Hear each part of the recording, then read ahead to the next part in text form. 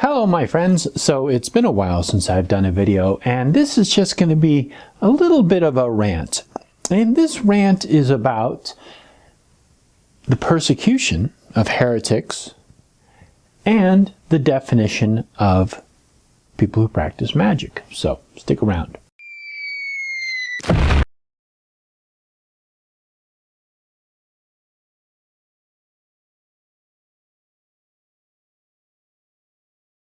So I think the first thing I would like to do is give the definition of magic. You see, witchcraft, the idea of witchcraft, means different things in different cultures, but essentially it comes down to people who are able to manipulate magical energy either for positive results or negative results.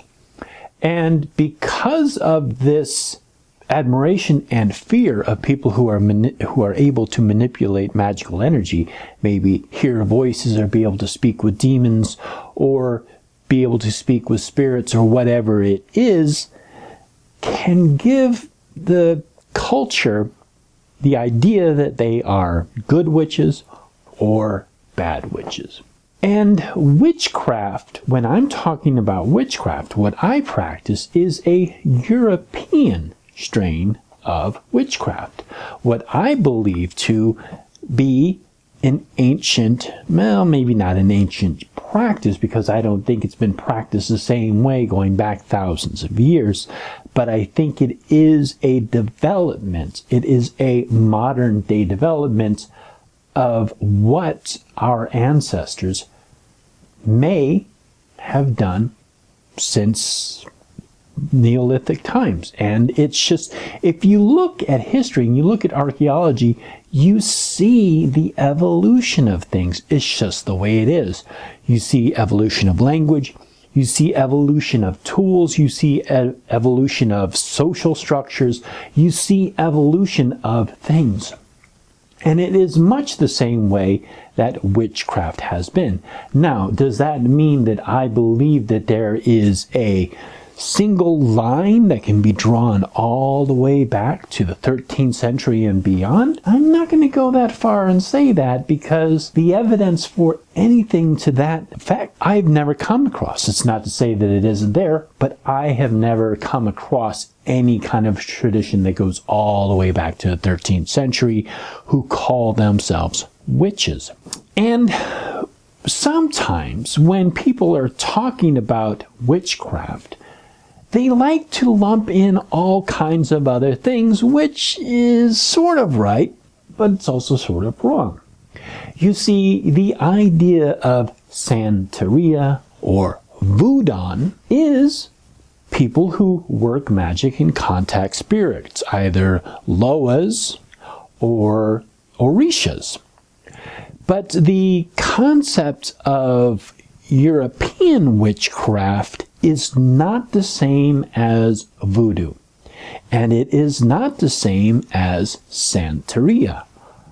These things are sort of similar, but they are different.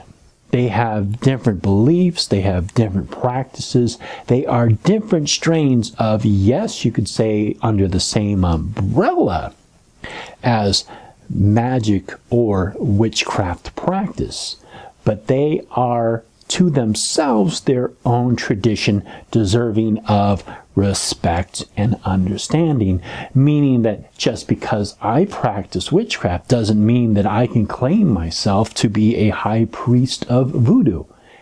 It just doesn't work that way. I would have to be trained, and I would have to understand a lot of stuff to practice voodoo and be able to claim myself a priest of voodoo. So when people get into these online conversations, this fact is just kind of ignored, and it shouldn't be ignored. We should understand this.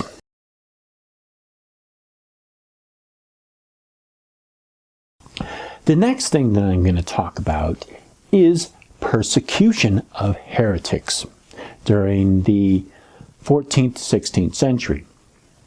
Now, this is something, again, that gets muddled, that people just don't quite understand. When people are talking about the persecution of witches during 13th to 15th century, when people were burned at the stake and people were hung, it does not mean that these were people who actually called themselves witches and formed covens and put oil on their body and flew off to the Sabbath. Not necessarily that. However, anyone who has done research on understanding the origins of this concept of witches flying off to the Sabbath, the fact that we do have the recipe for a flying ointment, which I've never used, but I've heard is highly effective. The idea that there were covens formed, the idea of a Sabbath, there are many elements for these people who are accused that you have to, if you're a historian, you can see a connection to old world practices in those accusations. So people who were accused of witchcraft may not necessarily have been witches, but there are elements of some kind of a cult or some kind of a unified practice that this is based upon that may go back to older pagan times. Now, what exactly this is, I think we're beginning to kind of slowly piece it together, almost like a jigsaw puzzle with many pieces missing, but we can see sort of an outline of some kind of a frame beginning to come together. When people talk about the burning times, or they're talking about the persecution of witches, these people were persecuted for witchcraft, what the people around them believed them to be. They believed them to be witches, and they were burned and hanged as heretics, and it was considered one of the most heinous and heretical crimes that you could possibly commit. The practice of witchcraft was very severe. So this did happen. It's not fantasy. It's not made up. People were actually burned at the stake. They were hung, accused of practicing witchcraft, practicing black magic, consorting with the devil. This is just a simple fact. It's an ugly, unfortunate fact, but it is a fact. Again, it does not mean that everybody who suffered those horrible deaths were actually witches or even pagans. They were probably considered themselves to be good Christian people who followed the Bible, and for whatever reason, they were blamed for whatever was going on in the village at the time, whatever plagued someone's crops or made a cow die or chickens die or whatever. They got blamed for it. They became the scapegoat for whatever ills were going on.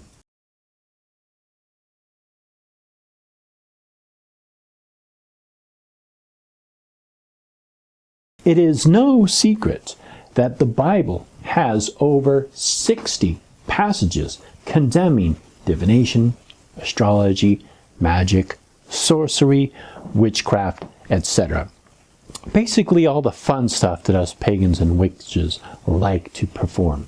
Here's just a brief list of some of them.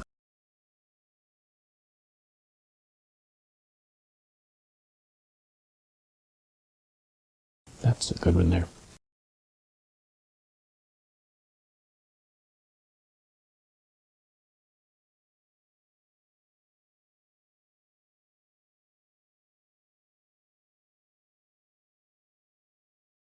Almost done.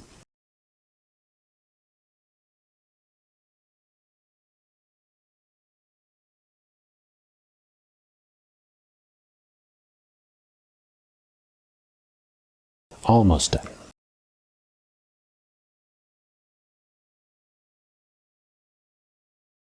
There is a lot of condemnation just in the New Testament and the Old Testament against many practices of witchcraft and sorcery.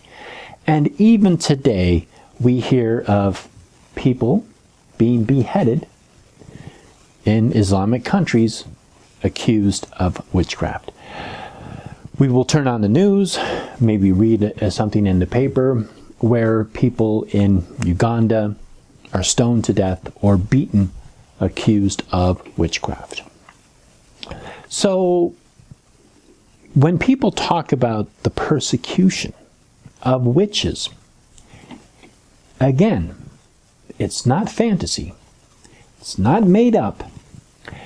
It's actually real. There is still a lot of superstition around people who are believed to possess magical abilities, and most of the time they are blamed for whatever ills may fall that village. Or their holy book gives them justification for the persecution, the identification, and this punishment of people who practice witchcraft.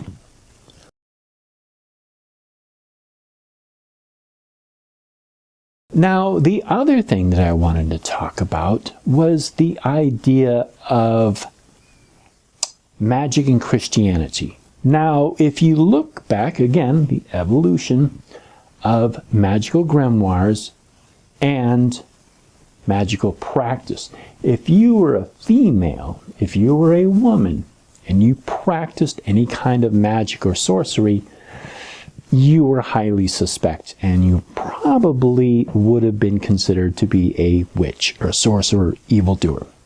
However, if you were a man and you practiced divination and astrology, maybe some alchemy, you could get away with it because you also probably had a higher social status, and you may have even had a certain amount of influence and power with the other people around you. Most people who practiced occult, alchemy, metaphysics back during that time period were already fairly well off, wealthy intellectuals.